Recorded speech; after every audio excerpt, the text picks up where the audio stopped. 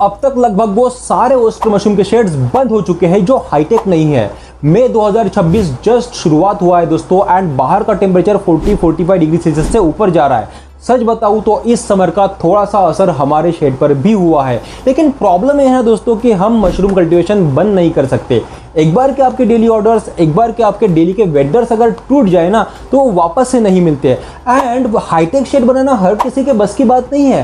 Hi tech shade के लिए बहुत ज़्यादा इन्वेस्टमेंट लगती है, लेकिन जो हमारे जैसे टेम्प्रेरी शेड है, जो फ्लैट सिस्टम में कल्टीवेशन कर रहे हैं, जो मशरूम हट जैसे जगहों पर मशरूम कल्टीवेशन कर रहे हैं, क्या उनका समर में कल्टीवेशन पॉसिबल है? हाँ पॉसिबल है, हम खुद कल्टीवेशन कर रहे हैं। अगर आपने इस समर की वजह से जो टेम्परेचर कंट्रोल नहीं हो रहा था उसके वजह से अगर आपने समर कल्टीवेशन बंद कर दिया है या फिर आपका ओस्टर मशरूम कल्टीवेशन बंद करने के बारे में सोच रहे हो तो ये वीडियो एंड तक देखिए, ये वीडियो आपका समर कल्टीवेशन बचा सकता है। समर में ओस्टर मशरूम कल्टीवेशन में 3 मेजर प्रॉब्लम है। पहला है टेम्परेचर। आपके शेड के बाहर इतना टेम्परेचर है 40-45 डिग्री सेल्सियस से ऊपर, तो आपके शेड के अंदर भी टेम्परेचर बढ़ सकता है। एंड अगर आपने 28 डिग्री सेल्सियस से नीचे अगर टेम्परेचर कंट्रोल नहीं करा तो उससे बहुत ज़्यादा प्रॉब्लम होगी। दूसरा मेजर प्रॉब्लम है ह्यूमिडिटी। बाहर की जो गर्म शुष्क हवा रहती है वो बाहर की हवा में ह्यूमिडिटी बहुत कम रहती है, वैसे ही आपके शेड के अंदर की भी ह्यूमिडिटी बहुत कम हो सकती है। एंड तीसरा प्रॉब्लम जो पैक्ड शेड है वहाँ पर जो फ्रेश एयर हमें देना होता है वो दिन में आप फ्रेश एयर दे ही नहीं सकते हो, क्योंकि बाहर ऑलरेडी टेम्परेचर ह्यूमिडिटी हमारे शेड को जिस हिसाब से चाहिए उसकी बिल्कुल ही उल्टी है।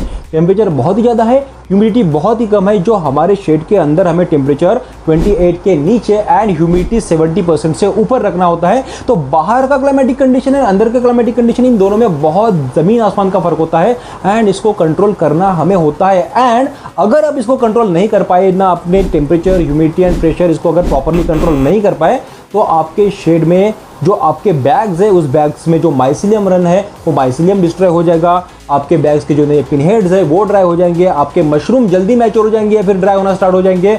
आपके बैग्स का माइसिलियम रन होना तो दूर, लेकिन उसमें इन्फेक्शन सबके दिखने लगेंगे, green mould, black mould and bacterial infection. इस तरीके के बहुत सारे प्रॉब्लम्स आपके शेड में लग सकते हैं अगर temperature, humidity and pressure summer में आपने प्रॉपरली कंट्रोल नहीं किया तो ये थे 3 मेजर प्रॉब्लम समर के ओस्टर मशरूम कल्टीवेशन में।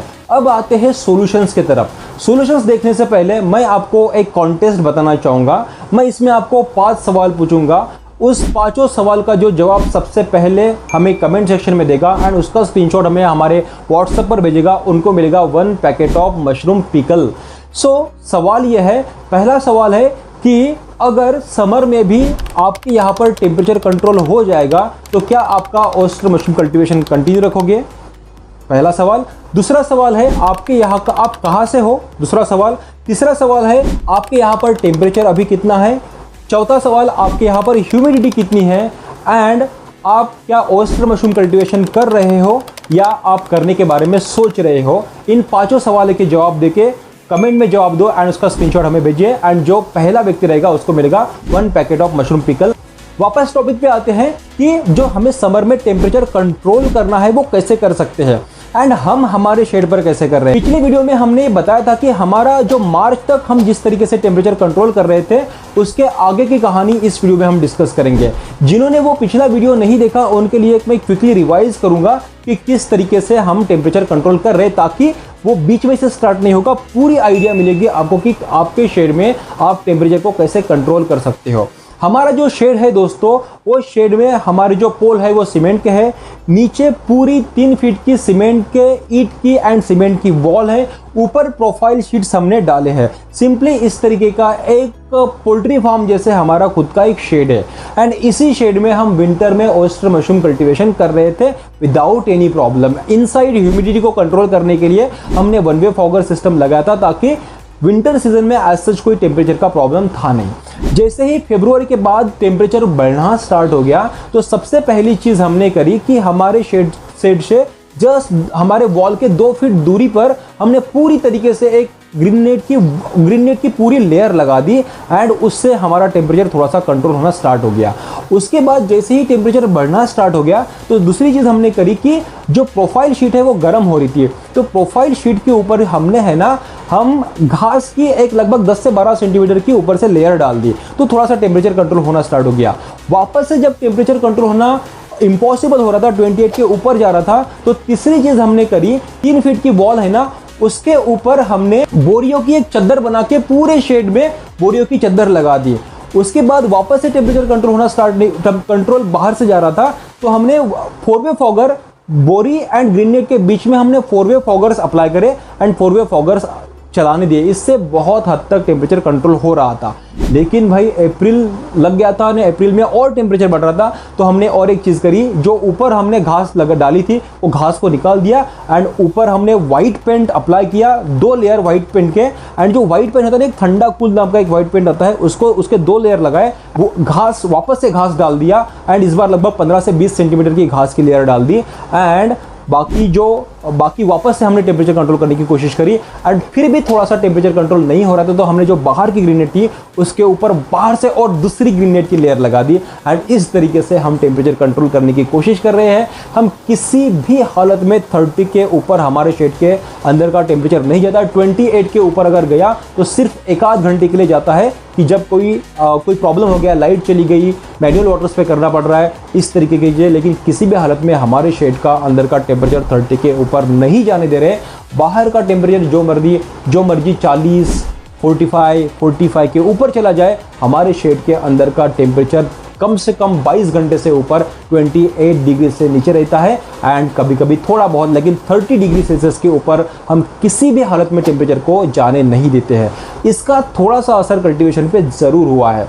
लगभग जो बोल सकते हो कि 15-20% कल्टीवेशन में अफेक्ट ज़रूर आया है हमारे भी, लेकिन हम कल्टीवेशन को बंद नहीं कर सकते दोस्तों। जैसे मैंने शुरुआत में बताया, एक बार आपके ऑर्डर्स एंड वेंडर्स टूट गए ना, तो उनको वापस से लाना एंड वापस से वो बिजनेस का कंटिन्यूएशन बनाना मुश्किल हो जाता है। जो अपने इन्वेस्टमेंट हर महीने हर बैचेस में कर रहे हो, वो निकलना बहुत ज़रूरी है जब आप लार्ज स्केल पर जाते हो एंड इसके लिए आपको आपके शेड में टेम्परेचर कंट्रोल करना बहुत ज़रूरी है। अब जो चीज़ें हमारे शेड पर काम कर रही है, हमारे शेड के अंदर हम 28-30 तक टेम्परेचर कंट्रोल कर पा रहे हैं, उसी हिसाब से आपके यहाँ पर भी टेम्परेचर कंट्रोल हो रहा होगा, इसकी कोई गारंटी नहीं है। हो सकता है आपका लोकेशन डिफरेंट हो सकता है आपका शेड का मटेरियल डिफरेंट हो सकता है आपके यहाँ पर चीज़ें अलग जा सकती है। आप कंट्रोल करने की कोशिश तो कर सकते हो, लेकिन शायद कंट्रोल अगर नहीं हो रहा है तो आपके लिए मेरे पास 3 सोल्यूशन है। पहला सोल्यूशन है कि 1-on-1 कंसल्टेशन विथ मी।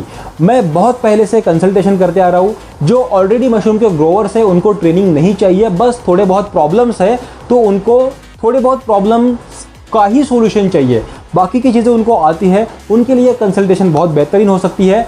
और दूसरी चीज़, जो लोग मशरूम ट्रेनिंग करना चाहते हैं लेकिन कुछ उनको डाउट है कि यार मैं करूँगा या नहीं करूँगा, सक्सेसफुल होऊंगा या नहीं होऊंगा, मेरे पास जो चीज़ें अवेलेबल है, रिसोर्सेस अवेलेबल है, उसमें पॉसिबिलिटी है या नहीं है, कमर्शियल जाने के लिए कितना इन्वेस्टमेंट लगता है, इस तरीके के बहुत सारे सवाल डाउट्स माइंड में होते हैं एंड जो मशरूम कल्टिवेट कर रहे हैं वो प्रॉफिटेबल शायद नहीं है, तो किसी का पर्सनलाइज गाइडेंस उनको लग सकता है। तो हमने ये चीज़ें तो हम ऑलरेडी कर रहे थे, लेकिन इसको हम थोड़े से लार्ज स्केल पर करना चाहते हैं, इसके लिए हमने ये सर्विस स्टार्ट करी है। इसकी अधिक जानकारी आप डिस्क्रिप्शन बॉक्स में या फिर कमेंट बॉक्स में इसकी अधिक जानकारी ले सकते हो, या फिर आप हमारे 7021370477 इस नंबर पर इसकी अधिक जानकारी ले सकते हो।